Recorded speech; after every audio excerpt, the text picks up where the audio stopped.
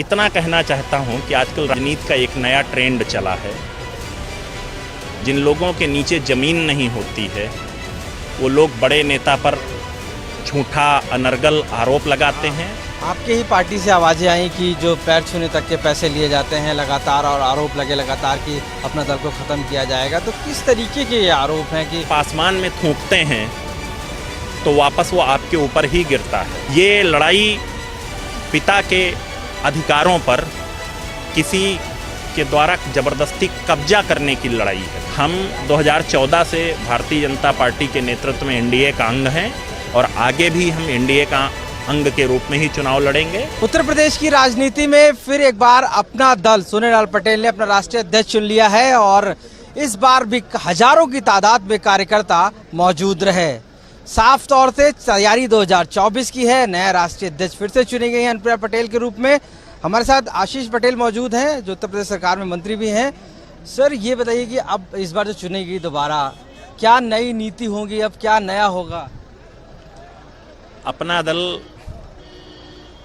शोषितों वंचितों कमेरा समाज के हितों की लड़ाई 1995 में आज ही के दिन 4 नवंबर को गठन के बाद से लगातार लड़ता रहा है और आगे भी उसी लड़ाई को उनके हक दिलाने तक लड़ता रहेगा। इस बार अनुप्रिया पटेल जी को सभी ने फिर से चुना है। लग रहा है 2024 की क्योंकि सामने है निकाय चुनाव इधर है, कितना आपके सामने कंपटीशन है पार्टी को आगे ले जाने के लिए मजबूती के साथ जिस तरीके से खड़ी है? अपना दल अपने गठन के बाद से लगातार आगे बढ़ रहा है और आपने देखा होगा कि अपनी इस यात्रा में उसने राज्य स्तरीय पार्टी की मान्यता भी प्राप्त कर ली है, जो डॉक्टर सोनेलाल पटेल साहब का एक सपना था। आपके ही पार्टी से आवाज़ें आई कि जो पैर छूने तक के पैसे लिए जाते हैं लगातार और आरोप लगे लगातार कि अपना दल को ख़त्म किया जाएगा, तो किस तरीके के ये आरोप हैं कि आज आपने कार्यकर्ताओं का उत्साह, कार्यकर्ताओं का हुजूम देखा है। मैं इस मामले में बस इतना कहना चाहता हूं कि आजकल राजनीति का एक नया ट्रेंड चला है।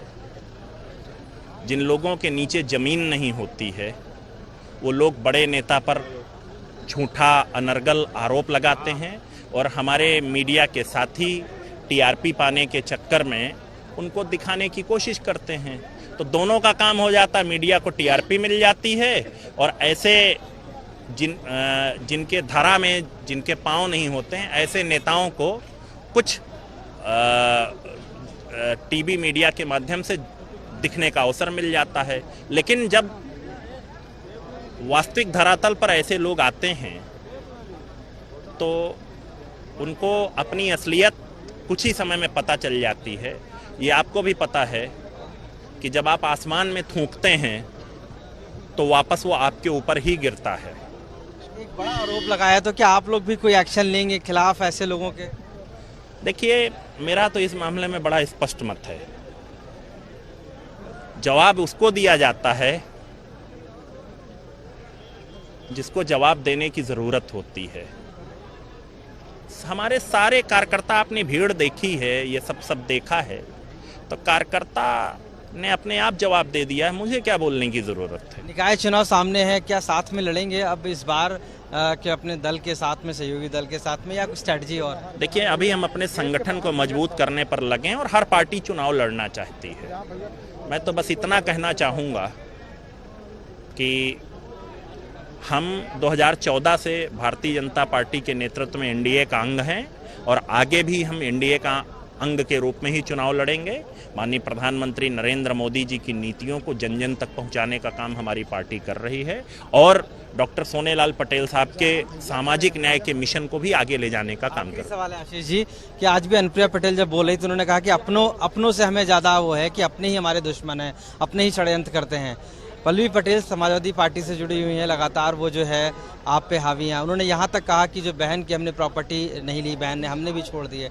तो आखिर क्या आपको लगता है कि अपना परिवार अब ये क्या कुछ एक हो पाएगा, या आप लोग पल्लवी पटेल की जो राजनीति है वैसे? देखिए, मैंने पहले भी एक बात कही थी इस प्रकरण में।